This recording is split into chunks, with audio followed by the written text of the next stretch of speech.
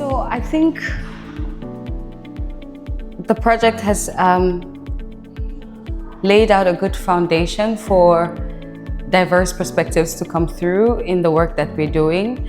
And I think having the South African contribution does add levels of complexity to understandings of gender that we that in the West are not all that obvious. So for example, we've been talking about alternative gender arrangements in different parts of the world, in different cultures, in different indigenous groups, and how the sense of the gender binary that we have at the moment is very much a colonial legacy. And so I think, and also dealing with the difficulties of getting the scholars from the global south into the global north for meetings and those kinds of things, I think has really, in a very real way, brought those difficulties and inequalities in cross-cultural, cross-continental collaborations to the fore. And I think that's the advantage of a project like this, because by creating the space for diverse perspectives and having to deal with the real life challenges of creating these this flow of knowledge and flow of information, we get to learn a whole lot more about the realities of our relationships with each other, whether this is geopolitically or racially or in terms of gender. So I definitely think that including a South African team does enrich the diversity of knowledge, but I think more could be done in terms of South Africa alone is not representative of a lot of the other African or indigenous cultures generally. In many ways, South African culture or South African society, especially if we look at it from the perspective of the Constitution, is a lot more progressive than from where I come from. For example, I'm Cameroonian, and some of the provisions in the South African Constitution in relation to gender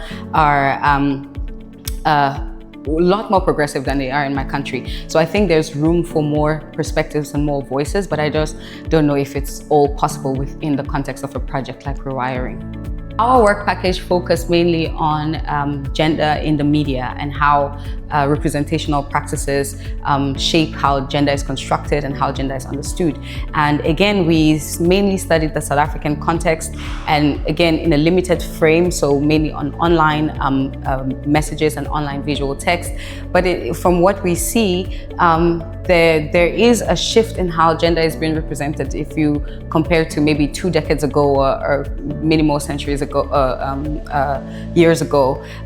There is a difference. There is a move towards more diverse representation, and especially in South Africa with the racial history of apartheid, where people of color only showed up in the media in certain spaces and in certain conditions. Now we have more of the country as we know it to be on TV. We have the TV and radio stations in different languages, the indigenous languages, as well as Afrikaans and English and all of that. So I do think that if we take a big picture look, things are changing, things are moving. The South African Broadcasting Commission has guidelines and rules in terms of how to avoid discrimination in the media. But the problem that we have with some of these policies is they mean well on the macro level, but when you look into how these policies are implemented in practice,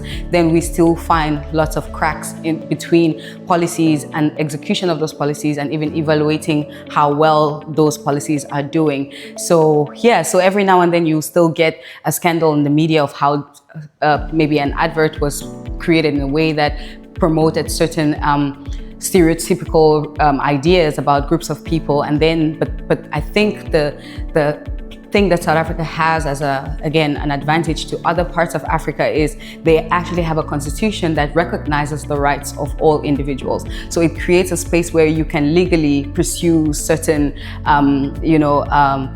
certain objectives and agendas where it might not be possible yet in other African countries. Yeah. What we did was we collected online images from the that we could see from the Google ad library were shown to South African audiences, as well as ads that were shown across all the other consortium member countries.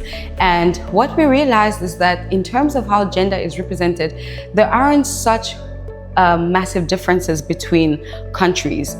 I'm speaking now specifically relating to our data set. So it could be that if we got data from elsewhere or from, different types of media text, we might find differences. But when it comes to advertisement, we found that there weren't statistically significant differences overall, even though we could see that maybe when we look at racial representation in the adverts, we found that the South African adverts contained more diversity from that perspective. You could argue maybe because of the population of Black people in South Africa and all of that, whereas in the European context, we found less representation of people of color. But what we also saw across the board is that there is also there's still the tendency to associate women with certain goods and certain products, mostly in the care space, the beauty space, and things that have to do with self-enhancement or social enhancement.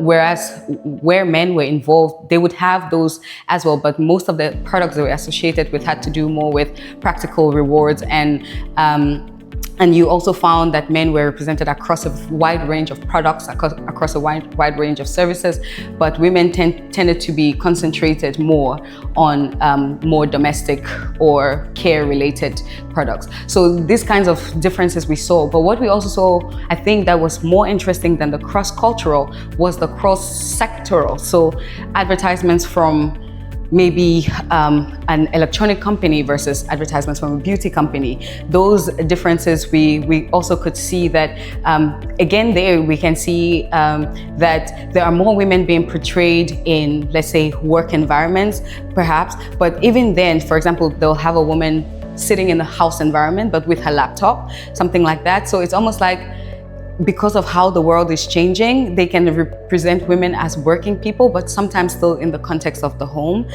which emphasizes more convenience and, working from where you are supposed to be, in a sense, in your home. So we didn't find in our specific data set such massive differences between how images are created. And I think the online context affects that, because usually, for example, I have promoted a post on the internet, right? And usually I would just create the same post, but select a bunch of different locations where I wanted to show. So there might not be big differences because the same companies are advertising to everyone and maybe using similar images. So we might need to do other kinds of studies to see what some of these more practical or concrete differences are.